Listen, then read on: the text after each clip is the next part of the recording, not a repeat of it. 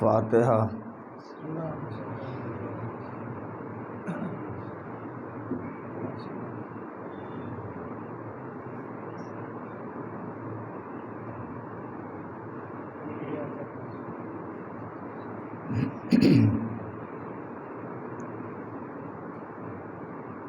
أعوذ بالله السميع العليم من الشيطان اللعين الرجيم. بسم الله الرحمن الرحيم. الحمد لله رب العالمين والعاقبة للمتقين والجنة للموحدين والنار للملحدين. والصلاة والسلام والتحية والإكرام على الرسول النبي وعلى أهل بيته الطيبين الطاهرين المعصومين الذين أذهب الله عنهم الرجس وطهرهم تطهيرا.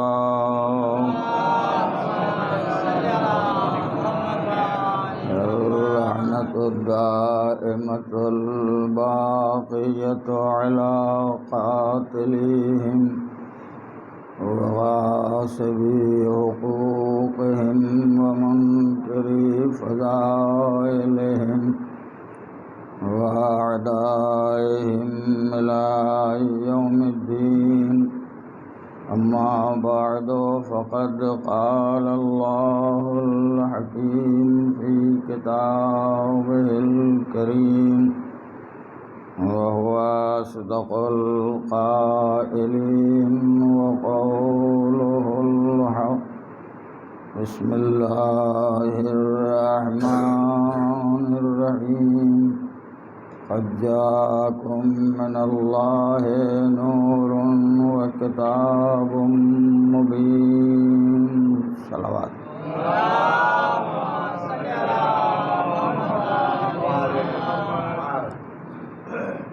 قرآن کریم کے جن پاکیزہ کلمات کی تلاوت کا شرف میں حاصل کرتا ہوں، اس میں خداوند عالم دو چیزوں کے دنیا کے لوگوں کی ہدایت کے لیے بھیجنے کا اعلان کرتا ہے. تمہارے پاس اللہ کی جانب سے نور بھی آیا اور واضح کھلی ہوئی کتاب بھی نازل ہوئی. نور اللہ نے اس لیے بھیجا تاکہ کتاب اندھیرے میں نہ پڑھی جائے. روشنی ہو تو کتاب صحیح طور پر پڑھی جا سکتی ہے. یہ نور ظاہری بھی ہے اور یہ نور باطنی بھی ہے. ظاہری نور تو وہی ہے جو ہم اور آپ جس کے اثرات اپنی زندگی میں دیکھتے رہتے ہیں، اور باطنی نور وہ ہے جو ہماری عقل، ہماری بیداری، ہماری سمجھ، ہمارا شعور ہے.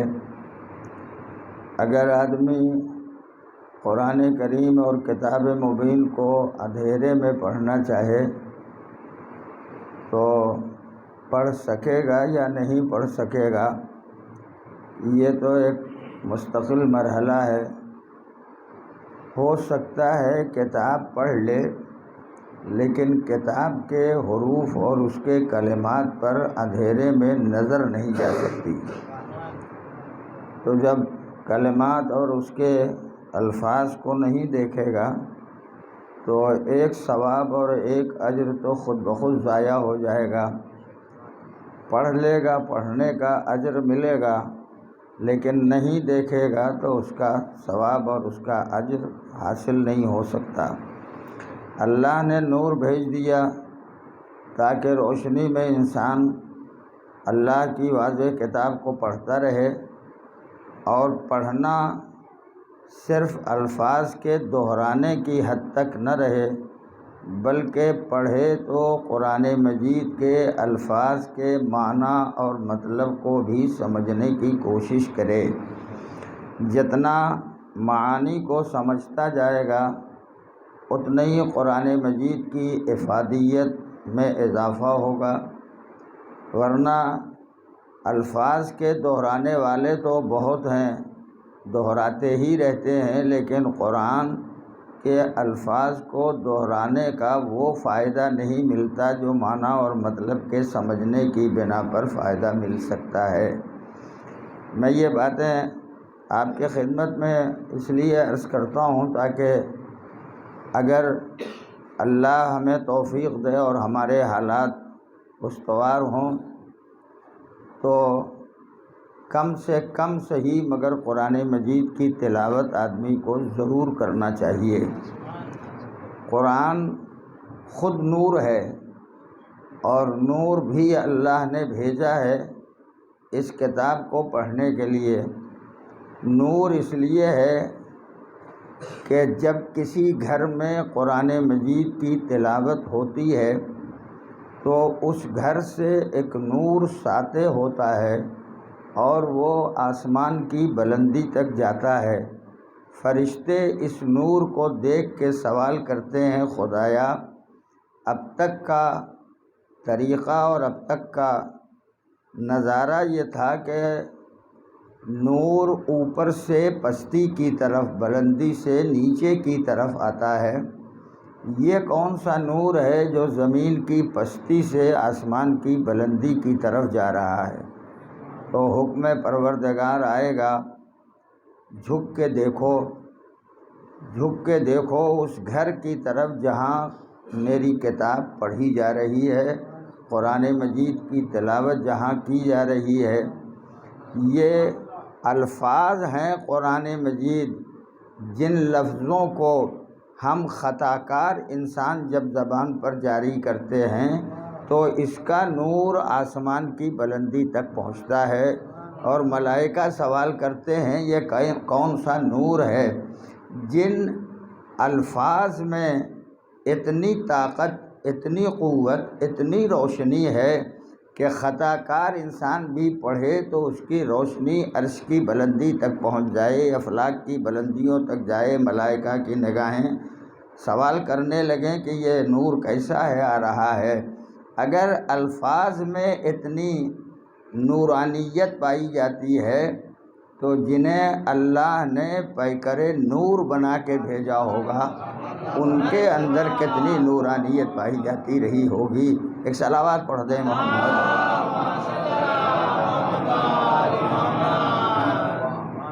اور شاید یہی وجہ ہے کہ جب نور سب کے سب اکٹھا ہو گئے تو جبریل کو بھی پوچھنا پڑا، یا رب ومن ہاؤلا، پروردگار یہ ہیں کون؟ کس کو نہیں دیکھا تھا؟ ایک مقدس پردہ دار ذات ہے جس کے دیکھنے کا جبریل کے بھی سوال نہیں پیدا ہوتا، باقی پیغمبر کو بھی دیکھے ہوئے ہیں، حسنین کا جھولا جھلایا ہے، مولائے کائنات کی شاگردی اختیار کی ہے، سب کچھ دیکھا ہوا ہے، مگر سوال کرتے ہیں یا رب ومن ہاؤلا، یہ ہیں کون؟ پیکرے نور جب سب کے سب جمع ہو جائیں تو ملک بھی نگاہیں خیرہ ہو جاتی ہیں اور سوچنے لگتا ہے یہ کون ہیں جنہیں جمع کر دیا گیا ہے، جنہیں ایک مقام پہ رکھا گیا ہے۔ تو جیسے ہی سوال ہوا تو اللہ نے بھی جواب ان افراد کے ذریعے نہیں دیا جن کو پہچانتا تھا جبریل، جن کو جبریل جانتے تھے۔ ہمارے ہاں قاعدہ یہ ہے جب کسی کو پہچانوانا ہوتا ہے تو اب کیا کروں، وہی لفظیں استعمال کرنا ہوگا۔ ایک ہوتا ہے معرف، دوسرا ہوتا ہے معرف۔ معرف یعنی جس سے پہچانوایا جائے، معرف جسے پہچانوایا جائے۔ تو معرف کو واضح ہونا چاہیے تاکہ معرف کو پہچانا جا سکے. یعنی بالکل سادہ زبان میں یہ کہہ سکتے ہیں پہلے معرف کو پہچانے تب معرف کو پہچانے گا. تو معرف کو کھلا ہوا واضح سامنے مشاہدہ تجربہ سب کچھ ہونا چاہیے تاکہ معرف کو پہچانا جا سکے. اللہ نے جب بارگاہ پر ملکوتیت سے سوال ہوا تو اللہ نے پیغمبر کے ذریعے نہیں پہچنوایا، جہاں جبریل امین مسلسل وحی الہی لاتے تھے. مولائے کائنات کے ذریعے نہیں پہچنوایا، حسنین کے ذریعے نہیں پہچنوایا، ایسی ذات کے ذریعے پہچنوایا جس کو کبھی دیکھا ہی نہیں اور دیکھنے کا سوال بھی نہیں پیدا ہوتا. یہ کہا ہم فاطمہ و ابوہا و بعلہا و بنوہا، بالکل برابر حدیث قصہ پڑھتے رہتے ہیں آپ حضرات اور یہ جملے زبان پر جاری ہوتے ہیں. یہ کہہ دیا ہم فاطمہ، اگر یہیں روک دیجئے تو نہ ابوہا کہنے کی ضرورت ہے، نہ بعلہا کہنے کی ضرورت ہے، نہ فرزندوں کے تذکرے کی ضرورت ہے. سب کا سب مجموعہ اکٹھا ہو جائے تو اسے کہتے ہیں فاطمہ. آپ توجہ کر رہے ہیں، میں فقرے کہتا ہوں. اور اسی لیے نسیم امروہوی صاحب نے اپنے ایک شعر میں کہا تھا، رسالت اور امامت کو ملا کے شیر زہرا میں، رسالت اور یا نبوت اور امامت کو ملا کے شیر زہرا میں اگر پلا دیں تو حسین بنتا ہے. یعنی ایک رشتہ مولا کا نبوت سے بھی ہے، دوسرا رشتہ امامت سے بھی ہے، امام تو ہیں ہی، اور قید لگا دی ہے شیر زہرا میں. شیر زہرا کا اثر یہ ہے، اگر شیر زہرا کے ذریعے کوئی انسان تکمیل کی منزل تک پہنچ جائے تو اسے حسین کہا جاتا ہے. اور جب حسینیت کا تعارف کرانا ہو تو اسی انداز سے حسینیت کا تعارف کرانا چاہیے. کہا اللہ نے ہوں فاطمہ، یہ سب کے سب فاطمہ ہیں، ایک دم مرکزی نقطہ ہیں زہرا. بالکل اگر آپ ایک سرکل بنائیے تو جو مرکز ہوگا اس مرکز کا نام ہے فاطمہ زہرا صلوات اللہ وسلامہ علیہا.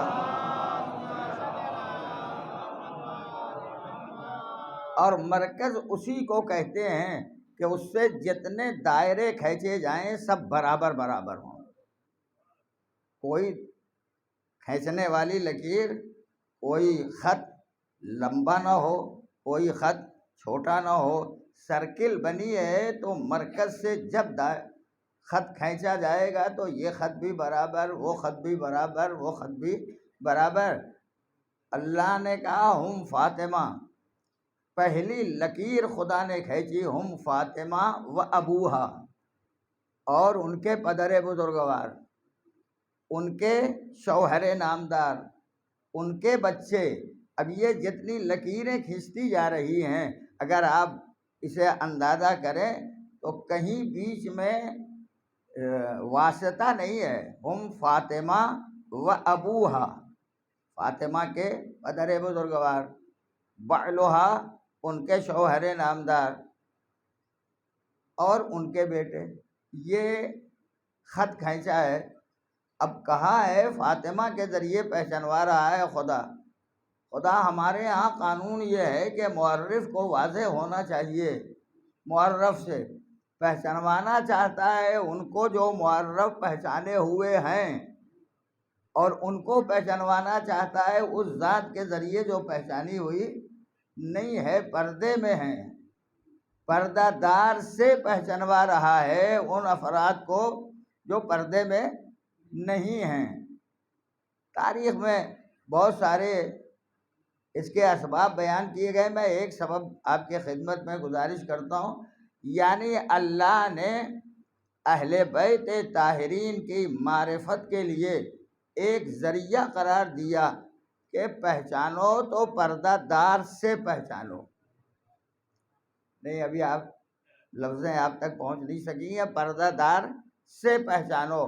ہو سکتا ہے مستقبل میں جتنے افراد آنے والے ہوں یا جو جاننے والے پہچاننے والے ہوں انہیں خیال پیدا ہو جائے کہ چھپا ہوا ہے تو کیسے پہچانا جائے، پوشیدہ ہے تو کیسے پہچانا جائے۔ اللہ نے حدیث قصہ میں پردہ دار سے پہچانوا کے بتا دیا ہے۔ حسین کا ماننے والا، زہرا کا چاہنے والا، علی کا ماننے والا، پیغمبر کا ماننے والا جب پہچانا جائے تو پردہ دار سے پہچانا جائے۔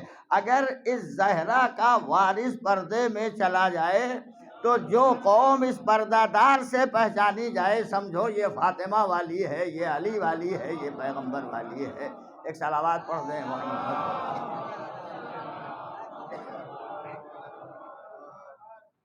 یہ بالکل سمجھیے، چاہے تمیز مان لیجیے یا جو کچھ بھی مان لیجیے، اب اتنے افراد آ گئے ہیں کہ میں سنا سکتا ہوں۔ ایک صلوات پڑھ دیں مل کے محمد اور آگے۔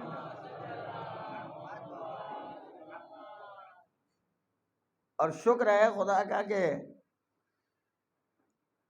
لکھنؤ جیسی جگہ میں لوگ بالکل پابندی ہے وقت سے آ جاتے ہیں۔ میں تو مجھے اپنی طالب علمی کا زمانہ یاد ہے، میں نے یہیں کہیں پڑھا ہے، مگر یہ ایسے حالات نہیں تھے جو الحمدللہ اب حالات ہیں۔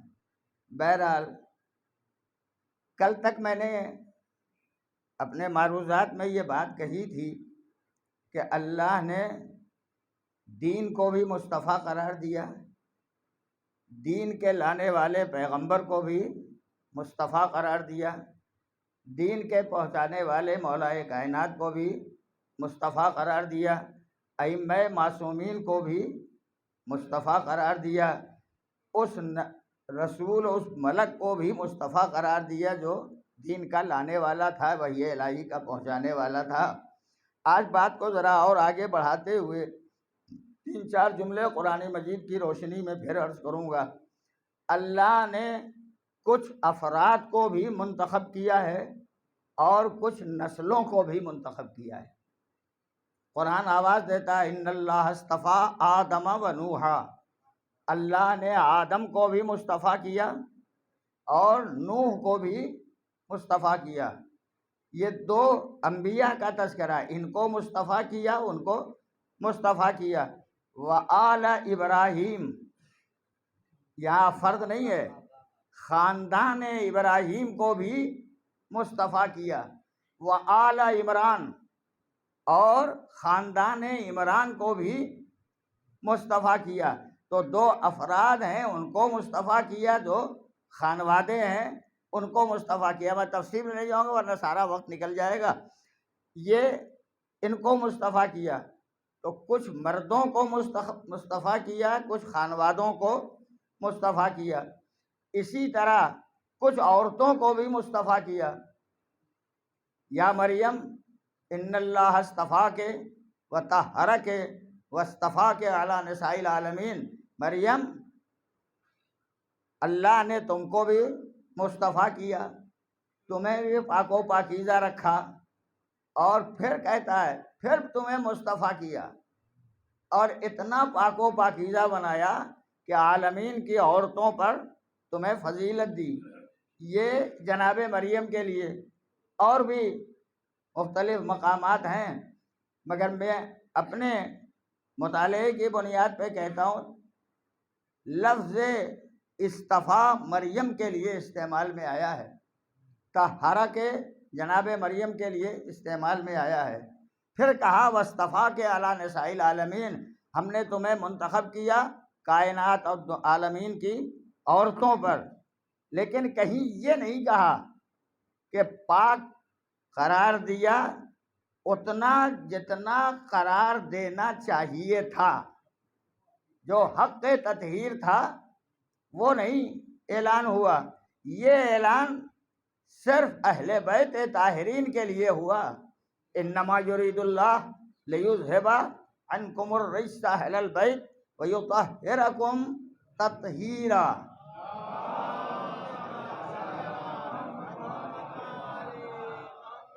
دیکھیں صلوات پڑھنا بہت اچھا ہے، مگر ایسے موقعوں پر جب صلوات پڑھتے ہیں لوگ تو مجھے سوچنا پڑتا یہ رسمی صلوات ہے؟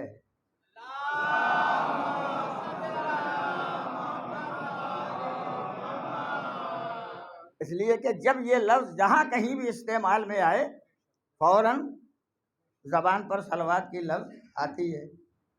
اب بات آ گئی ہے تو ایک جملہ سلسلے میں گزارش کر دوں۔ صلوات تو پڑھی ہی جاتی ہے،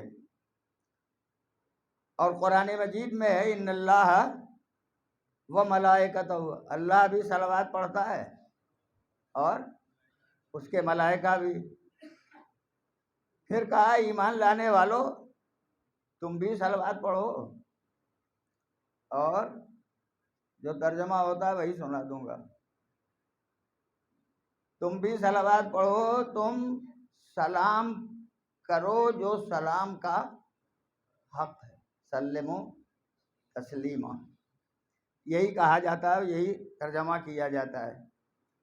اب بہت سارے اس میں خدشات ہیں، ان کا میں ذکر نہیں کروں گا، صرف ایک لفظ اللہ جب صلوات پڑھتا ہے تو صلوات پڑھ رہا ہے، کب سے ہے خدا یہ کوئی طے نہیں کر سکتا کب سے ہے، نہ اس کی ابتدا کا پتہ نہ انتہا کا پتہ۔ اور قرآن کہتا ہے اللہ صلوات پڑھ رہا ہے، تو کوئی ہوگا جس پر صلوات پڑھتا ہوگا، تو یہ صلوات نہیں پڑھ رہا ہے، یہ اپنی رحمت نازل کر رہا ہے، رحمت الہی کا نزول ہو رہا ہے۔ ملائکہ صلوات پڑھتے طلب رحمت کرتے ہیں، ایمانداروں سے کہا گیا کہ تم بھی طلب رحمت کرو اور سلام کرو، بھائی یہی اعتراض کی منزل ہے۔ سلمو تسلیما، یہ سلمو تسلیما سلام نہیں ہے، سلمو تسلیما کہتے ہیں سر جھکا دینے کو، اطاعت کرنے کو۔ صلوات پڑھو میں اطاعت کے، اطاعت اہل بیت کے ساتھ، اطاعت پیغمبر کے ساتھ صلوات پڑھو تو یہ صلوات قابل مدح ہے۔ اور اگر صرف لفظوں کو زبان پہ جاری کرتے رہے تو جاری قرآن کی لفظیں ہوں گی، ایک اجر ملے گا، مگر جو فائدہ ملنا چاہیے وہ فائدہ نہیں حاصل ہو سکتا۔ ایک صلوات پڑھتے ہیں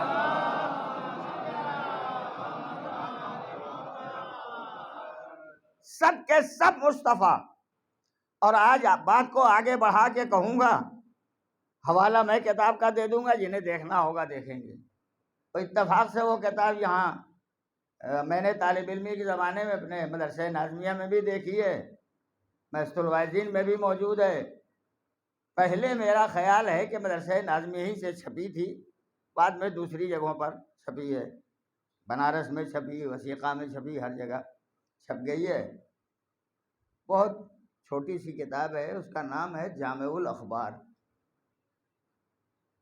ہر مدرسے میں تقریباً پڑھائی جاتی ہے، عربی میں ہے، اب ترجمہ بھی ہو گیا ہے اس کا۔ یہ حدیث اس لیے سنا رہا ہوں کہ میں نے سلسلہ آپ کے خدمت میں عرض کیا،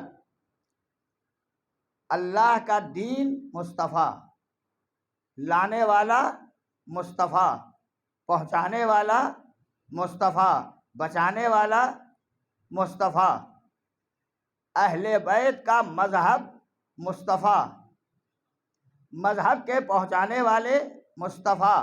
جو لفظ آج میں خدمت میں آپ کی گزارش کر رہا ہوں، اہل بیت کے مذہب کے ماننے والے بھی مصطفیٰ نہیں۔ میں خالی میرے کہنے سے سبحان اللہ نہ کہیے گا، حدیث ابھی سناتا ہوں۔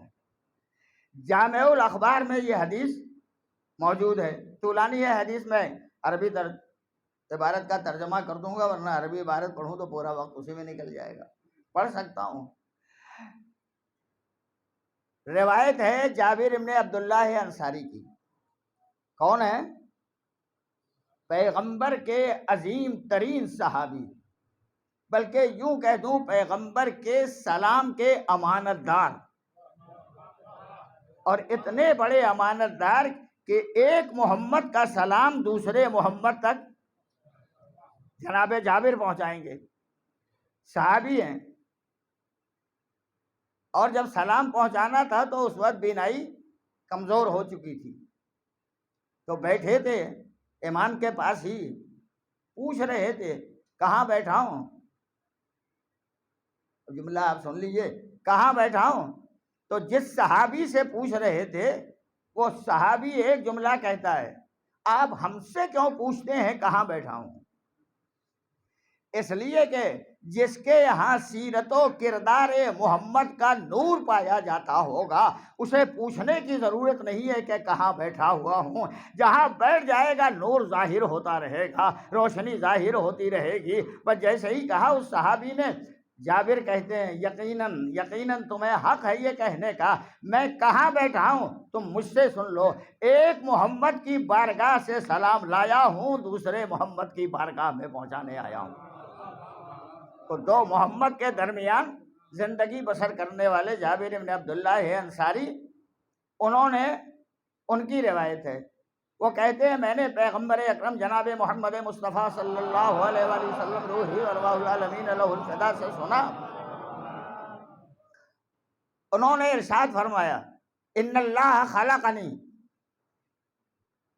وعلیا وفاطمہ والحسن والحسین والائمہ من نور واحد،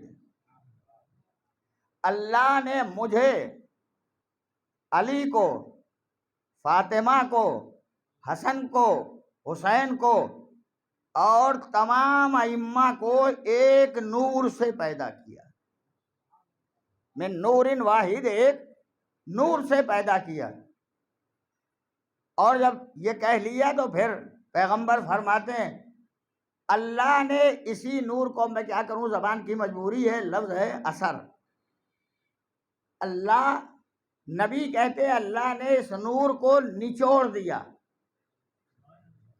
نچوڑ دیا، جب نچوڑ دیا تو جتنے قطرات، ان سارے قطرات سے، سنتے آپ یہی ہے کہ انبیاء بنائے گئے، نہیں، میں حدیث پڑھ رہا ہوں، ابھی کہاں ملک کا کہیں وجود نہیں ہے۔ ایک صلوات پڑھیے محمد اور آلہ۔ پیغمبر فرماتے ہیں ان سارے قطرات سے ہمارے شیعوں کو اللہ نے پیدا کیا۔ میں اسی لیے کہتا ہوں شیعیت کا وجود زمانے ظہور پیغمبر سے نہیں ہے، شیعیت کا ظہور زمانے ابتداء پیغمبر سے ہے، جب نبوت پیغمبر کی تھی تب اللہ نے پیدا کیا، نچوڑا، جتنے قطرات سب سے ہمارے شیعوں کو پیدا کیا، ابھی ملک کا کہیں وجود نہیں ہے۔ حدیث میں دوسرا جملہ پیغمبر نے فرمایا فَسَبَّحْنَا سبحت شیعتنا، ہم نے تسبیح کی تو ہمارے شیعوں نے تسبیح کی، مجدنا فمجدت شیعتنا، ہم نے تمجید باری کی تو ہمارے شیعوں نے تمجید باری کی، وحدنا فوحد شیعتنا، ہم نے توحید باری کا اقرار کیا، ہمارے شیعوں نے توحید باری کا اقرار کیا، لفظ الگ الگ ہیں، میں قدسنا فقدست شیعتنا، ہم نے تقدیس الہی کی تو ہمارے شیعوں نے تقدیس الہی کی۔ اب ہے کون شیعہ یہ بات کی منزل ہے، مگر یہ ہے پیغمبر کے شیعہ، پیغمبر کے چاہنے والے، پیغمبر سے محبت کرنے والے۔ پھر ارشاد فرمایا ثم خلق اللہ السماوات والارض، پھر اللہ نے آسمانوں کو پیدا کیا، زمین کو پیدا کیا۔ جب پیدا کر چکا تب پیغمبر فرماتے ہیں ثم خلق اللہ الملائکہ، پھر اللہ نے ملائکہ کو پیدا کیا، فمکثت ملائکہ 100 عام، 100 برس تک ملائکہ رکے رہے، 100 سال تک ملائکہ رکے رہے، لا تعرفو تسبیح ولا تقدیس ولا توحید ولا تمجید، یہ نہ تسبیح پہچانتے تھے، نہ تقدیس پہچانتے تھے، نہ توحید پہچانتے تھے، نہ اور کوئی مرحلہ پہچانتے تھے۔ پیغمبر نے فرمایا ہم نے تسبیح کی تو ہمارے شیعوں نے تسبیح کی، ملائکہ نے تسبیح کی ہماری تسبیح سن کے، ہمارے شیعوں کی تسبیح سن کے۔ حدیث جسے دیکھنا ہو دیکھے گا، بہت تفصیل ہے حدیث میں۔ ہم نے تقدیس کی تو ہمارے شیعوں نے کی، شیعوں کی تقدیس سن کے ملائکہ نے تقدیس کی، توحید کی، تمجید کی، یہ ساری باتیں۔ اسی کے آخر میں اپنے بات کے ثبوت کے لیے کہتا ہوں کہ یہ شیعہ بھی مصطفیٰ ہیں۔ اسی میں پیغمبر نے فرمایا ان اللہ اصطفانا واصطفی شیعتنا، اللہ نے ہمیں بھی مصطفیٰ بنایا، ہمارے شیعوں کو بھی مصطفیٰ بنایا۔ ہمیں جس کا منتخب کرنے والا خدا ہوگا اس کا مقابلہ کرنے والے دنیا والے ہوں گے۔ ہمیں مٹی کی مخلوق کیا مقابلہ کرے گی نورانی مخلوق کا؟ صلوات پڑھ دیں محمد اور آل محمد۔ مقابلہ نہیں ہو سکتا۔ تو یہ تسبیح کا مرحلہ جامع الاخبار کی حدیث میں نے پڑھی ہے، تفصیلی ہے، میں نے خلاصہ کر کے آپ کے خدمت میں گزارش کر دیا ہے۔ اسی حدیث میں فرمایا ان اللہ خلقنی وشیتنا من نورنا، اللہ نے ہمیں پیدا کیا اور ہمارے شیعوں کو ہمارے نور سے پیدا کیا۔ تو یہ علامہ اقبال بہت پہلے کہہ کے چلے گئے تھے، شعر یاد ہے آپ لوگوں کو؟ عمل سے زندگی بنتی ہے، جنت بھی جہنم بھی۔ یہ خاکی اپنی فطرت میں نہ نوری ہے نہ ناری ہے۔ ہمیں آپ مٹی سے بنے ہیں تو آپ کو دوسرے کے لیے حق نہیں ہے کچھ کہنے کا۔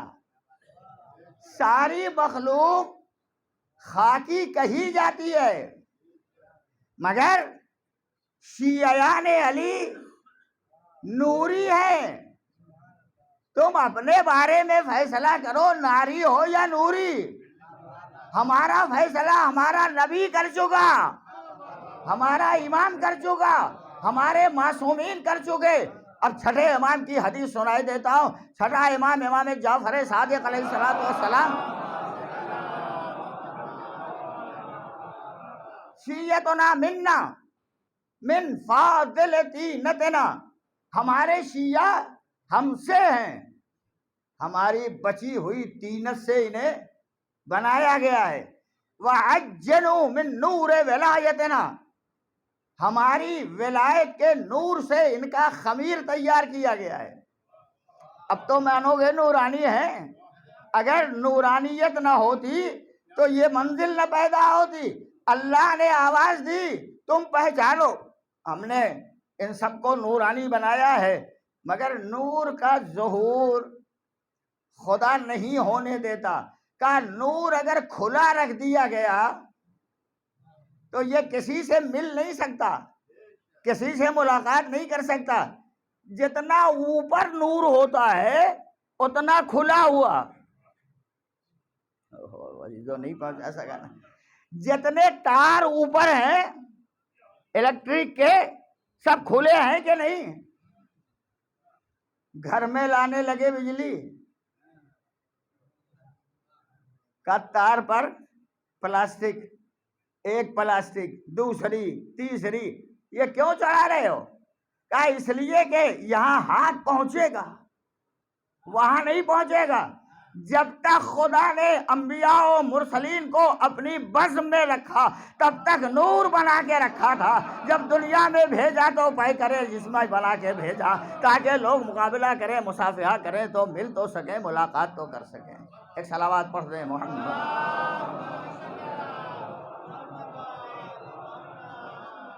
اور پھر ان بے عقلوں کو کون سمجھاتا جو صبح شام داہنے بائیں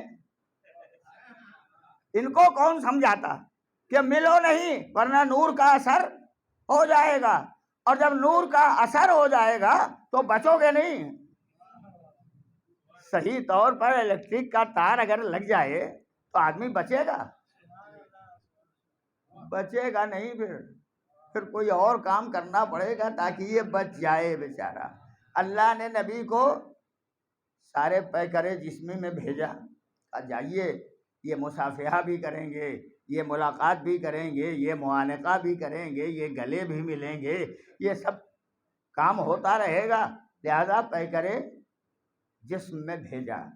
پیغمبر آئے ہیں نور، مگر جسم نور پر موجود ہے، اور اسی لیے اب یہ لفظ شاید پہنچا سکوں نہ پہنچا سکوں، بہرحال جتنے ائمہ ہیں سب نورانی، اور نورانی ہے پیکرے جسم میں ہیں۔ جب تک پیکرے جسم میں ہے تب تک لوگ ملاقات کر لیں،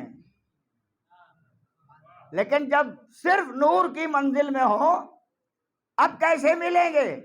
میرا امام، اوہو عزیزو کیا کروں، فقرہ کہتا ہوں، میرا امام جب تک دنیا میں تھا پیکرے جسم میں تھا، اب پردہ غیبت میں ہے تو نور کی منزل میں۔ جب نور کی منزل میں ہے تو کیوں تمنا کرتے ہو دیکھنے کی؟ نہ کرو تمنا، اگر دکھائی دے جائیں تو سوچنا ہوگا کہ تم بچ سکو گے کہ نہیں بچ سکو گے۔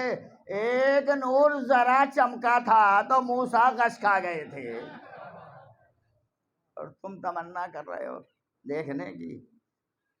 تو میں نے عرض کیا کہ ایک بی بی ایسی ہے جس کے لیے مکمل طہارت کا اعلان اللہ نے کیا، وہ آیہ تطہیر، اور جب آیہ تطہیر میں اعلان ہوا ہے، اب یہ 2-3 جملے عرض کر دوں، کہاں سے شروع ہوئی آیہ تطہیر؟ انما، یہاں سے شروع ہوئی ہے۔ جہاں جہاں لفظ انما آ گیا قرآن مجید میں، یہ سمجھیے کہ کچھ ذوات مقدسہ کے لیے مخصوص ہے۔ انما ولیکم اللہ، انما یرید اللہ، تو انما حسر کا فائدہ دیتا ہے، اس میں کوئی دوسرا نہیں آ سکتا۔ جب کہا انما ولیکم اللہ، اللہ ولی، اللہ کا رسول ولی، اور وہ نماز کے قائم کرنے والے جو حالت رکوع میں زکوٰۃ دیتے ہیں، وہ بس، اس کے علاوہ کوئی نہیں۔ اب میں حوالہ میں دے دیتا ہوں، پڑھیے گا۔ شہید ثالث علیہ الرحمہ نے اپنی کتاب میں ایک مقام پہ لکھا ہے، جو 84 دلیلیں مولائے کائنات کی امامت پر دی ہیں قرآن مجید کی آیتوں کے ذریعے۔ 84 ہیں دلیلیں جو انہوں نے دی ہیں، اس کی شرح تو بہت کی گئی ہے۔ اس میں انہوں نے لکھا ہے اس آیہ مبارکہ کے ذیل میں کہ صرف علی نے حالت رکوع میں زکوٰۃ نہیں دی، امام حسن نے دی، امام حسین نے دی، ہر امام نے حالت رکوع میں زکوٰۃ دی۔ یہ تو کتابوں میں مولائے کائنات کا تذکرہ اس لیے نہیں آیا کہ فضیلت بیان کرنا تھی، اس لیے آیا کہ علی کی نماز خراب ہو جائے۔ اعلان کرتے ہیں کہ انگوٹھی دے دی تو نماز کیسی؟ نماز کیسی؟ اچھا ہوا علی نے ہاتھ سے دی انگوٹھی، ہاتھ علی کا، ید اللہ، ید اللہ علی کا ہاتھ مانگا تھا کس سے؟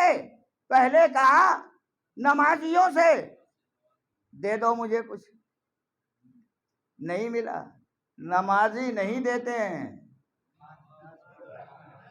بس جیسے ہی دیکھ لیا یہ مصلی نہیں دینے والے ہیں، بس ایک دفعہ کہا خدایا تیرے گھر آیا تھا اور واپس جا رہا ہوں، تو جو گھر والا ہوگا اسے تو غیرت آ ہی جائے گی کہ گھر سے نامراد نہ جانے پائے، پر جیسے ہی کہا تیرے گھر سے واپس جا رہا ہوں، علی نے انگلی بڑھائی. یہ تو کہا جاتا ہے کہ انگوٹھی دے دی. سائل کتنا پہچانتا رہا ہوگا کہ وہی لے جاؤں جو علی چاہتے ہیں، کوئی دوسری چیز نہ لے جاؤ، تو انگوٹھی نکال لی. تو اس کی قیمت تو جو بھی چاہیے طے کر لیجیے. ایک انگوٹھی تھی، مگر علی نے ایک انگوٹھی دے کے سوناروں کی آمدنی بڑھا دی. سب کے سب انگوٹھی بنوانے لگے، سب کے سب سوچنے لگے تو بڑا آسان طریقہ ہے، آیت نازل ہو جائے گی فوراً، چلو انگوٹھی بنوا لیں. بنوایا، ساحل کو بھی طے کیا، فقیر کو بھی طے کیا، کہا یہ سب آتے رہیں گے، ہم انگوٹھی دیتے رہیں گے. ہمیں انگوٹھی دینے سے آیت نہیں آتی، عمل کے خلوص سے آیت آتی ہے. تو اگر عمل میں خلوص رہا ہوتا تو یقیناً آیت آتی. نہیں آئی تو بیچارے عاجز آ گئے. مگر علی کا کمال دیکھیے، انگوٹھی ایک دی سائل کو، سونار کی دکان آباد ہو گئی، سب کے سب انگوٹھی بنانے لگے. اب تو مانو کہ علی اس بندے خدا کا نام ہے کہ خدا اپنے بندوں کو رزق بھی دیتا ہے تو بذریعہ علی فراہم کرتا ہے. کہ علی کو ذریعہ بنا لو، تمہیں رزق ملتا چلا جائے گا. یہ حدیث میں نے آپ کے خدمت میں گزارش کر دی اور چھٹے امام کا فقرہ بھی سنا دیا کہ ولایت کے نور سے ان کا خمیر تیار کیا گیا. فاضل تینت ہے نا، فاضل چیز کب ہوتی ہے؟ بچی ہوئی. کھانا پکوائیے، کہہ نہیں رہا ہوں، اندازے سے زیادہ ہو جائے تو بچ جائے گا، اور صحیح اندازہ ہوگا تو کبھی نہیں بچے گا. اور یا پھر پہلے ہی سے ارادہ رہا ہو بچانے کا، تب بچے گا. تخلیق اللہ کا کام ہے، پیدا کرنا خدا کا کام ہے. خدا کا اندازہ غلط ہو جائے یہ ممکن نہیں ہے. اس نے قرآن میں کہا انا خلقنا کل شیء بقدر، ہم نے ہر چیز کو اندازے پر پیدا کیا ہے. تو اندازے کی غلطی سے تو فاضل تینت نہیں ہے. اب دوسری ذریعہ ہے پہلے سے ارادہ رہا ہو کہ بچایا جائے، کسی اور کو پیدا کرنا ہے. اللہ کے اندازے میں غلطی نہیں ہے. فاضل تینت کا مطلب یہ ہے کہ خدا پہلے ہی سے طے کیے ہوئے تھا کسی کو پیدا کرنا ہے، لہذا تینت بچائی جائے تاکہ انہیں پیدا کیا جائے. اب یہ جملہ میں کہتا ہوں، جو لوگ دنیا میں یوں ہی پیدا ہو گئے ان کا مسئلہ نہیں ہے. شیعہ وہ ہیں جو میزان و پیمانے عدالت الہی پر پہلے سے تلے ہوئے ہیں. خدا نے پہلے سے چاہا تھا کہ انہیں بنانا ہے تو مٹی بچائی جائے، تینت بچائی جائے. تینت بچانے کے بعد خدا نے انہیں پیدا کیا. جو بچی ہوئی چیز ہوتی ہے وہ اصل والی ہوتی ہے نا، بچی ہوئی چیز اصل والی ہوتی ہے. اور اگر یوں اندازہ نہ کریں تو ہمارے اساتذہ نے بہت پہلے پڑھایا تھا، فلسفہ جب پڑھاتے تھے تو پڑھاتے تھے کہ ایک ڈھیلا اٹھاؤ، اوپر پھینکو، کہاں تک جائے گا؟ سائنس کا بھی مسئلہ ہے، کہاں تک جائے گا؟ جہاں تک میرے ہاتھ کی طاقت لے جائے گی وہاں تک جائے گا، پھر واپس کہاں آئے گا؟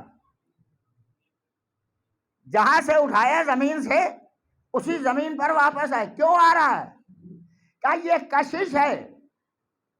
اصل اپنے جز کو کھینچتی ہے، اصل اپنی فرع کو کھینچتی ہے. اصل ہے اہل بیت طاہرین. میں خلاصہ کر کے بتا دوں، اصل ہے میرا مولا.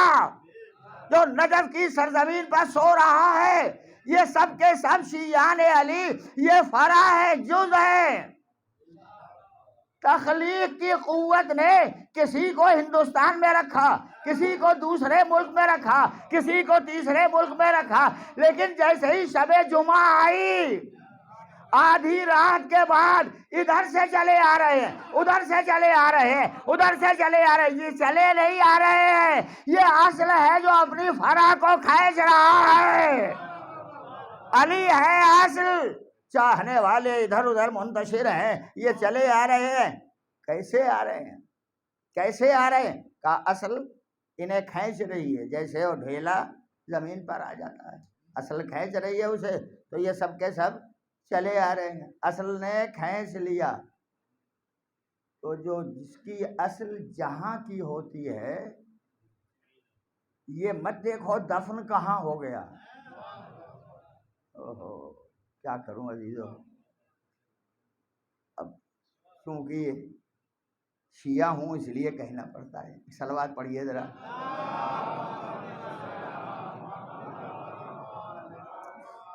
جس کی اصل جہاں کی ہوتی ہے وہی پہنچے گا۔ ہم نے دفن کہاں کیا تھا؟ امریکہ میں، چلا آیا نجف میں۔ دفن کیا تھا لندن میں، چلا آیا نجف میں۔ دفن کیا تھا فلاں مقام پر، چلا آیا نجف میں۔ کیوں چلا آیا؟ کہا اصل نے کھینچا، اصل کی کشش تھی جو فرع یہاں تک آ گئی۔ اب اگر یہ اصل کا قانون دنیا مانتی ہے اور یقیناً مانتی ہے، تو جس کی جو اصل ہوگی، تیسرا لفظ کہوں، یہ مت دیکھو کون کہاں دفن ہو گیا، یہ دیکھو کون کہاں سے اٹھایا جا رہا ہے، کہاں سے اٹھایا جا رہا ہے۔ یہ میں نہیں کہہ رہا ہوں، یہ امام مالک نے اپنی کتاب موطا میں، تو معتبر ترین کتاب ہے، اس میں انہوں نے لکھا ہے، وہ کہتے کون کہاں دفن ہو گیا یہ نہ دیکھو، کہاں سے اٹھایا جا رہا ہے یہ دیکھو۔ ہم نے کہا بات بہت اچھی کہہ دی، بات بہت عمدہ کہہ دی، مگر یہ گزارش کرنے سے پہلے ایک بات ضرور کہوں گا، ایک صلوات پڑھ دیں محمد۔ اور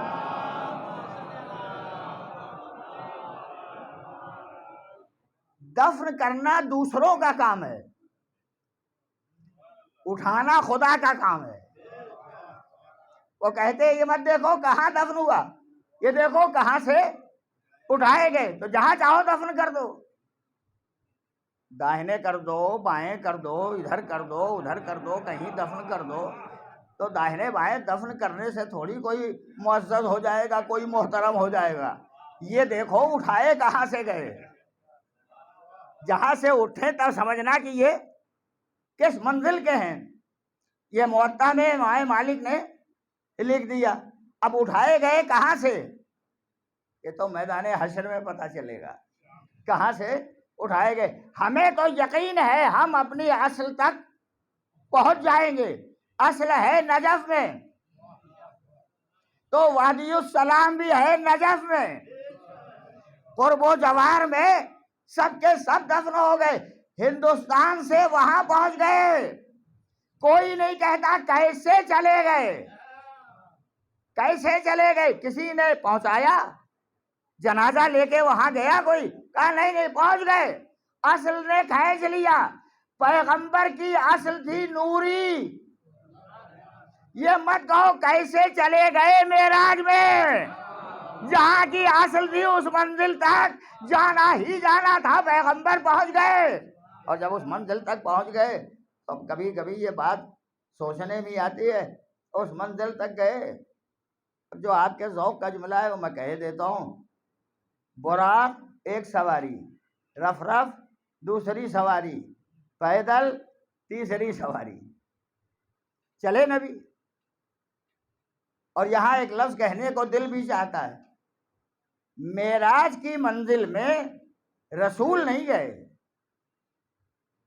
معراج کی منزل میں نبی نہیں گئے، عبد گیا۔ سبحان الذی اسریٰ بعبدہ، اللہ اپنے عبد کو لے گیا۔ منزل معراج جتنی بلند ہو مگر مانو کہ ابدیت کی منزل ہے جہاں عبد گیا ہے. اور چلے تو پیدل چلے. ایک جگہ جوتی اتار رہے تھے تو ادھر سے آواز آئی نہیں پہن کے آئیے, یہ کوہ طور نہیں ہے, نہ آپ موسیٰ ہیں, پہنے ہوئے چلے آئیے. کتنی قیمت رہی ہوگی جوتی کی؟ 10 دینار, 20 دینار, 25 دینار. اور حضور تو بہت بوسیدہ جوتی پہنتے تھے. مگر چلی گئی کہاں تک؟ جہاں تک میرا پیغمبر گیا وہاں تک جوتیاں گئیں کہ نہیں؟ قسم خدا کی میں کبھی نہیں کہتا کہ نبی کی معراج ہوئی. نبی کی معراج نہیں ہے. ساری کائنات طفیل میں نبی کے بنی. عرش, کرسی, بلندیاں, ہوا, فضا, زمین, ہستی, سب نبی کے طفیل میں. اللہ اپنے نبی کو طفیلیوں سے معراج دے گا؟ طفیلیوں سے معراج نہیں دے گا نبی کو. طفیلی نہیں ہے معراج دینے والے. پھر معراج کس کی ہے؟ ہاتھ جوڑ کے کہتا ہوں, اگر کہیں سے لفظ ناقص ہو جائے تو معاف کر دیجیے گا. حضور کی معراج نہیں ہے, معراج ہے حضور کی جوتیوں کی. جو پیغمبر کے قدموں میں ہے وہاں تک پہنچ گئی. کیوں پہنچ گئی؟ اس لیے پہنچ گئی کہ اس نے اپنے کو الگ نہیں کیا. پوری توجہ رکھیے گا, فقرہ کہتا ہوں, اس نے اپنے کو الگ نہیں کیا. چاہا نبی نے نکال دیں, خدا نے کہا پہنے ہوئے آؤ, تو الگ نہیں کیا. تو وہاں تک پہنچ گئی جہاں تک نبی گئے.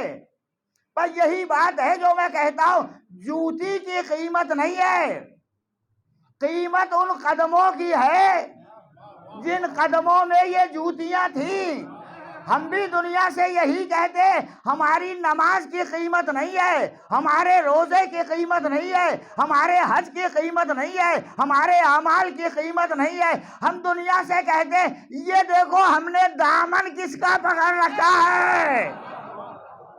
جس کا دامن پکڑا ہے جہاں تک وہ جائے گا وہیں تک ہم بھی جائیں گے. اور ہم جب وہاں تک جانے والے ہیں تو حسین سردار جوانان جنت, علی جنت کے تقسیم کرنے والے, شہزادی زہرا جنت کی عورتوں کی سردار. تو اگر یہ سب وہاں رہیں گے, چھوٹی سی مکھی بیٹھ جائے, ہم محل میں چلے جائیں, مکھی اڑ جائے گی. کاندھے پر بیٹھی ہے تو ہمارے ساتھ محل میں جائے گی. ہے مکھی کی کوئی قیمت؟ مکھی کی قیمت نہیں ہے. جس کے کاندھے پر بیٹھی ہے, کیا کروں عزیزو, وقت بھی نہیں رہ جاتا ہے, میں پڑھنا شروع کر دیتا ہوں. ایک صلوات پڑھیے محمد.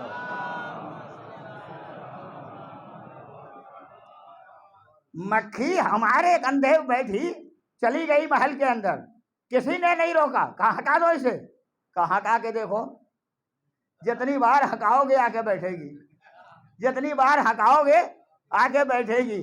دنیا نے بہت کوشش کی چاہنے والوں کو علی سے جدا کر دیں, حسن سے جدا کر دیں, پیغمبر سے جدا کر دیں, حسین سے جدا کر دیں. ہم حقیر تو تھے, حقیر تھے ہم, مگر جس کے کاندھے پر سوار, جس کا دامن پکڑے ہوئے جا رہے تھے, وہ اتنا طاقتور تھا کہ نہ خندق دیکھی, نہ بدر دیکھا, نہ پہاڑیاں دیکھی, نہ راستے کی نہ ہمواری دیکھی, وہ گیا تو سیدھے جنت تک. اور جب جنت تک لے گیا تو اب داخل ہونے میں بھی کوئی زحمت اور دشواری نہیں ہے. بس عزیزو چھوڑ دیا میں نے, جہاں چھوڑا یاد رکھیے گا. سنانا تو مجھے بہت کچھ تھا مگر کیا بتاؤں, یہ گھڑی بہت تیز چلتی ہے. چند لفظیں اور سن لے. میں نے کل وعدہ کیا تھا کہ میں کچھ نشوں کا تذکرہ کر دوں گا, بھولا نہیں ہوں, تو ایک تذکرہ کر دوں. ایک نشہ ہے جوانی کا نشہ, سکر الشباب, جوانی کا نشہ. مال کا نشہ علم کا بھی نشہ ہوتا ہے، مدح کا بھی نشہ ہوتا ہے۔ مولوی صاحب مجلس پڑھیں، لوگ تعریف نہ کریں تو سب معاملہ خراب ہو جائے گا، مولوی صاحب کی زبان بھی نہیں چلے گی، اور ذرا ہاتھ اٹھا دیا لوگوں نے سینہ چوڑا ہو گیا، ہاں پڑھتے رہیں گے، اور یہی ہوتا ہے۔ تو یہ مدح کا نشہ ہے۔ ایسے ہی نشہ شباب کا ہے، جوانی کا۔ جوانی کا نشے میں سینہ پھلا کے آدمی چلتا ہے، بازوؤں کی مچھلیاں پھڑکتی رہتی ہیں، ادھر سے ادھر قدم ڈگمگاتا نہیں ہے، ادھر سے ادھر قدم رکھتا ہے تاکہ پہچانے دنیا ہم طاقتور ہیں۔ شباب کا نشہ غلط جگہ لے جاتا ہے، لیکن شباب اگر فتح بن جائے شباب، تو یہ بتوں کو توڑ دیتا ہے، بت شکنی کر دیتا ہے، اور انسان صحیح راستے پر رہتا ہے۔ بس عزیزو، ایک لفظ میں نے کہہ دیا، باقی انشاءاللہ کل، اور پھر آج پھر دہرا دیتا ہوں تاکہ یاد رہے۔ فرمایا میرے اور آپ کے مولا حضرت علی ابن ابی طالب،